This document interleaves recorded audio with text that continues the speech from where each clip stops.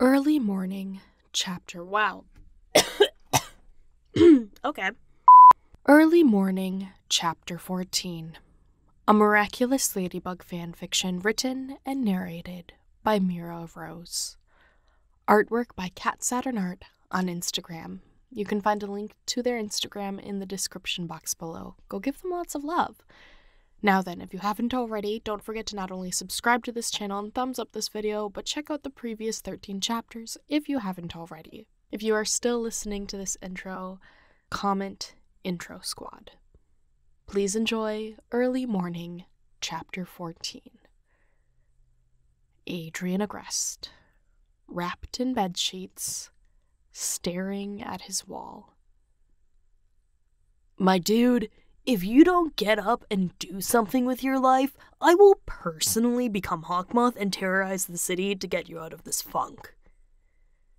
Adrian sat up, surprised more at someone else being there than the threat. Nino? He said, startled by his friend's presence. Hey, dude. Nino dropped his backpack with a thunk so loud, Adrian wondered if it dented his floorboard. No bag that size should carry something that heavy. What are you... Boy! Nino exhaled, hands pressed together in front of his face before using them to point at Adrian. You're a hot mess. Dude, it smells like body and regret in here. I'm serious. Get your butt up and open that window.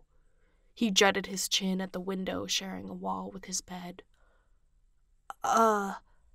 Suddenly embarrassed, Adrian scrambled to his knees, sinking into his mattress as he unlocked and slid open the glass paneling. Traffic greeted him, as well as a warm breeze. He'd get sticky if he left it open.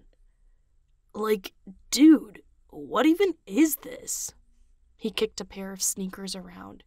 You got the new Air Force Ones caked in mud?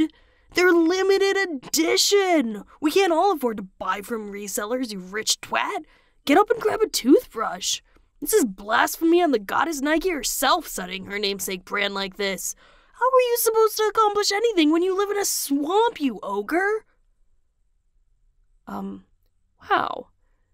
Good morning to you too, bud. You think I'm joking? I'll use your toothbrush if you don't find one for this. Oh, he was serious. I'll be right back. Adrian slinked out of bed, then hustled under Nino's gaze. Oops. He had tons of cleaning supplies. He just didn't think of using them on his Jordans. By the time he got back up, his bed was stripped and dirty laundry sorted.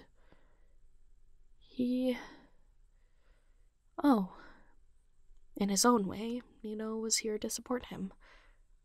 Adrian's eyes stung. You alright, dude? Nino turned as Adrian scrunched his face at the thought. Yeah. He rubbed his arm against his forehead, hiding his expression. It's just the smell of chemicals in the caddy. You know what I mean.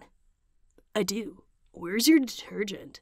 I want to get a load started before we settle in. Above the washer. It's an all-in-one, so you don't need to worry about flipping it. Oh, dope! I love money. Adrian scoffed a laugh, nodding. Yeah, pros and cons of remodeling.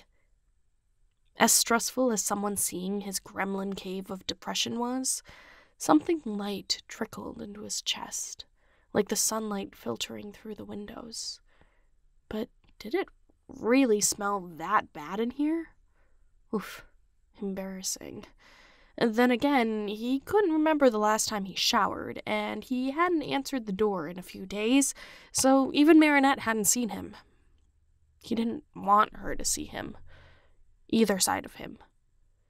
Anyway, I'm off for a few days, so I'm gonna crash here, okay? Adrian tuned in for the last sentence, startled. Here? Yeah, man, school's on break, and I need a vacation from work. Alia's down for it. What do you say? Roommates? Great. Nino clapped a hand on Adrian's shoulder as his mouth hung open, searching for a refute. You'll catch a bug like that, you know. I only have one bed. Adrian spun around, feeling panic clawing at his skin, trying to rip into his chest. That's cool, dude.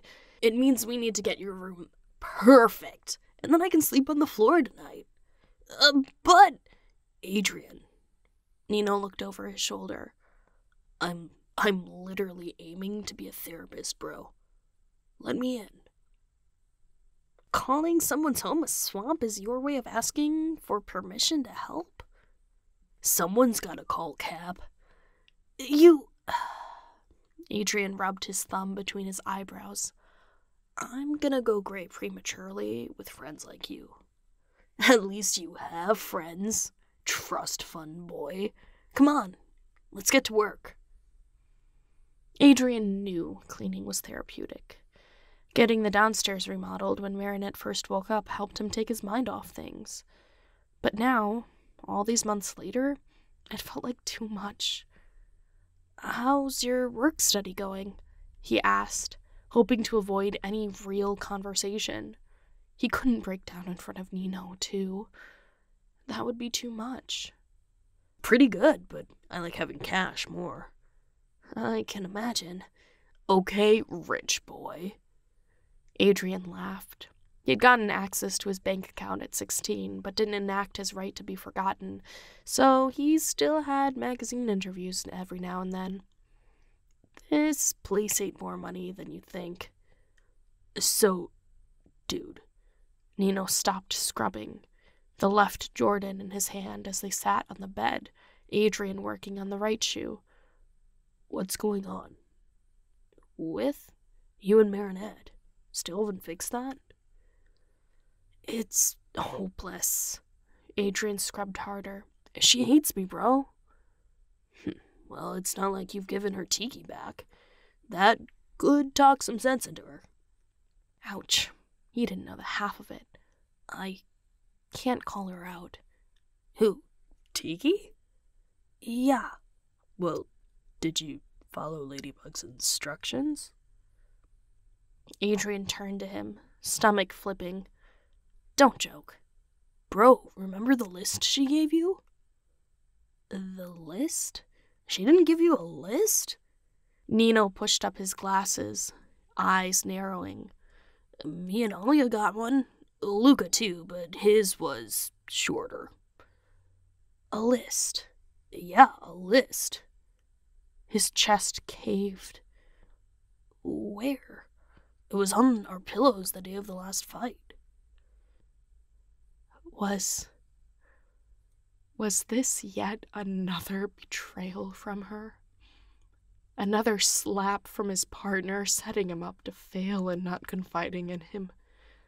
Like, in your apartment?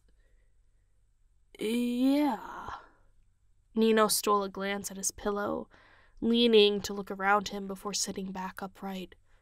Unless Adrian couldn't answer.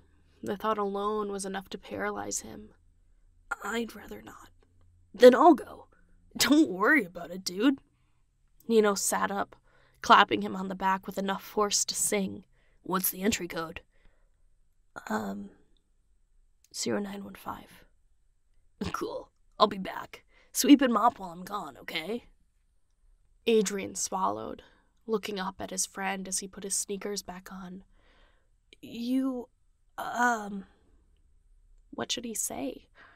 He didn't have to, even though Adrian would probably suffer from a dizzy spell if he got too close to the Ogress mansion. You're welcome. Nino flicked the top of his cap with a wink. I'll be back.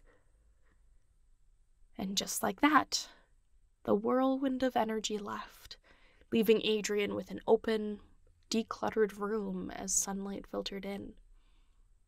His friend did this.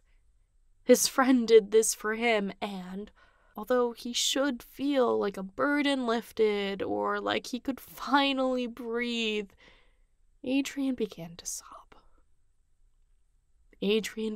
sob, tears rolling as his lack of restraint bounced off the walls, leaving him grateful the only being left in this cursed building was his Kwame.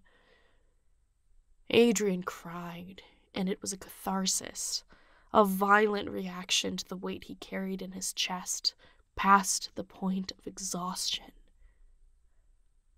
Adrian cried, drowning in gratitude that he, for once, didn't feel alone.